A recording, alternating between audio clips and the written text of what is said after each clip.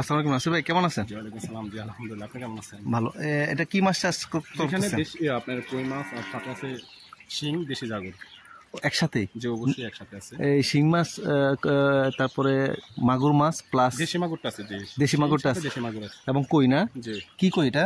এটা হাইব্রিড কই, যেটা থাইল্যান্ডের কই বলা হয়। এটা কতটুকু হবে? এখন আপনার 9 থেকে 10 টাকা কেজি আছে। 9 থেকে 10টা। জি। কয় মাস এটা চাষবাস করেন এই যে ইয়াটা? আমরা তো নর্মালি রেনু দিই। আচ্ছা। রেনু দিই, এটা ওই ক্ষেত্রে 4.5 মাসের মতো না, 4 থেকে 4.5 মাস লেগে যায়। কতটুকু হইতে? যদি 7-8 কেজি করেন আপনি, 7-8টা করতে কত 4.5 মাসের মতো সময় লাগে? 4.5 মাসের মতন লাগে যে রেনুর ক্ষেত্রে। আচ্ছা আচ্ছা। এই থাই কই যেটা, এটা না? জি জি। আচ্ছা। কতটুকু যেমন ইয়াতে পুকুরে কতটুকু রেনু দিচ্ছেন আপনি? আপনার 2 কেজি রেনু দিছিলাম আমি। 2 কেজি? জি। শুধু কই মাছটা? জি, কই মাছটা। আর শিং মাছ দিছিলাম আপনার 7,500। আর দেশি জাগুরটা দিছিলাম আপনার 15,000। 7.5, 15। জি। ইয়াটা কত শত পুকুরটা? এখানে আছে আপনার 50 শতাংশের মতন। 50 শতকের মধ্যে এটা দিচ্ছেন না? আচ্ছা আচ্ছা। এটা কি কবে এটা প্রোডাকশনটা কবে ইয়ে হবে? আমরা এই মাসের 20 তারিখে বিক্রি সেল দিয়ে দেবো। আচ্ছা। কারণ এখন মাছটা 9 থেকে 10 টাকা কেজিতে আছে। আচ্ছা। 20 তারিখে সেল দিতে হয়তো আপনার 7 থেকে 8টা চলে আসবে। এর আগে কি এটা এর আগে করছিলেন না? এটা ফার্স্ট? ওই মাছটা ফার্স্ট। আর পাঙ্গাসটা 2007 সাল থেকে করতেছি, পাঙ্গাস আর তেলাপিয়াটা। আচ্ছা। এটা কি খাবার দাবার কিরকম লাগে? এটা কয় বেলা খাবার দেন এটা? আপনার আমরা 3 বেলা দিতেছি, আর ছোট থাকতে 4 থেকে 5 বেলা দেওয়া লাগে। শিডিউলটা মেনটেন করা লাগে, না হয় একটা মাছ আরেকটা মাছের খেয়ে নেয়, ছোট মাছগুলো বড় মাছগুলো খেয়ে নিতেছে। ও আচ্ছা আচ্ছা আচ্ছা। এইটা একটা বড়, মানে ছোটবেলা 3 বেলা খাবার দেন? 4 বেলা দিতে হবে, 3-4 বেলা। আর বড় হইলে 2 বেলা? 3 বেলা, সকালে, দুপুর আর বিকালে। আচ্ছা আচ্ছা। তো মোটামুটি কিরকম ইয়া হচ্ছে, গ্রোথটা কিরকম হচ্ছে? জি, গ্রোথটা আমি আলহামদুলিল্লাহ জি ভালো পাইছি, কারণ এখন পর্যন্ত ভালো আছে। আমার তো এখানে প্রায় 50 থেকে 60,000 মাছ আছে, আলহামদুলিল্লাহ ভালো আছে। আচ্ছা আচ্ছা আচ্ছা। বাজারে আশা করা যায় যে এই মিশ্র চাষটা করলে যারা কই বা থাই কইটা চাষ করে অবশ্যই লাভবান। চাষিরা কই চাষটা দেয়। আচ্ছা আচ্ছা। ওইটা একটু ভুল করে, কারণ সাথে শিং মাছটা বা দেশি জাগর মাছটা দিলে কি হয়, পাশাপাশি ওইটাও চলে আসে। অন্যান্য মাছ দেওয়া যায় না, কারণ অন্যান্য মাছ দিলে ওই মাছটা খেয়ে নেয় ওই মাছগুলো। আবার এটা কাটা আছে গায়ে, অন্য মাছের একটু বিভিন্ন অবশ্যই প্রবলেম করে, মানে মূলত ওই মাছটা অন্য মাছের আমেজগুলো খেয়ে নেয়।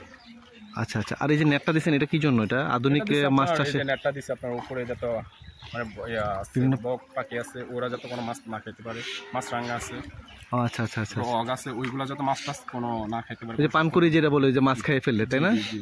আচ্ছা আচ্ছা আচ্ছা। এই নেটটা এটা ভালো, এটা একদম আধুনিক প্রযুক্তি, আসলে এটা ব্যবহার করা একদম খুবই সাশ্রয়ী।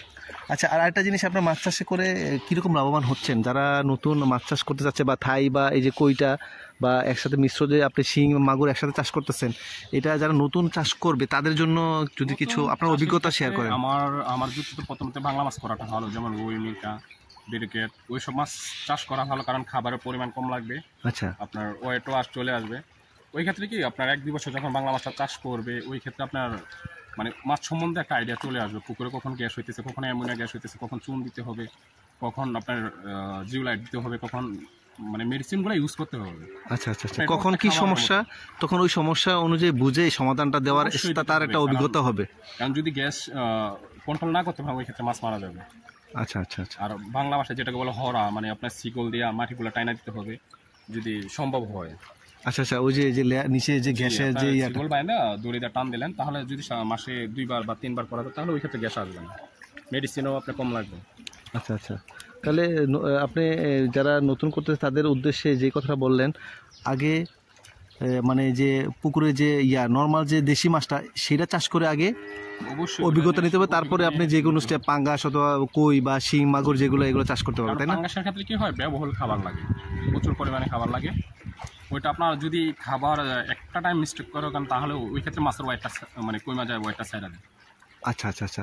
পুঁজির একটা ব্যাপার আছে, অনেক ব্যাপার আছে পুঁজির, কারণ মাছ আপনার কতটুকু করবেন, ওই ক্ষেত্রে বিশাল একটা অ্যামাউন্টের প্রয়োজন। বাংলা মাছটা কি হলো, আপনি একটা অ্যামাউন্ট শর্ট বাজার থেকে ফুল পুষে না মারিয়ে দিতে পারলেন, অল্প কিছু খাবারে মোটামুটি সার্ভাইভ করা সম্ভব। কিন্তু পাঙ্গাসে এটা হবে না, প্রতিদিন নির্দিষ্ট সময়ে সঠিক খাবার এবং সঠিক মাত্রার খাবারটা দিতেই হবে, তাই না? জি অবশ্যই। আচ্ছা আচ্ছা আচ্ছা, ঠিক আছে। তা আপনি যেই কথাগুলো বলেন, এটা অবশ্যই খুব গুরুত্বপূর্ণ কথা। এই কথাগুলো শুনে এবং মেনে যেন যারা নতুন শুরু করে, এই আমার রিকোয়েস্ট থাকবে। ধন্যবাদ নাসির ভাই। জি, আপনাকেও ধন্যবাদ আমার প্রজেক্টে আসার জন্য, অডিট করার জন্য। জি, আসসালামু আলাইকুম। ওয়ালাইকুম আসসালাম।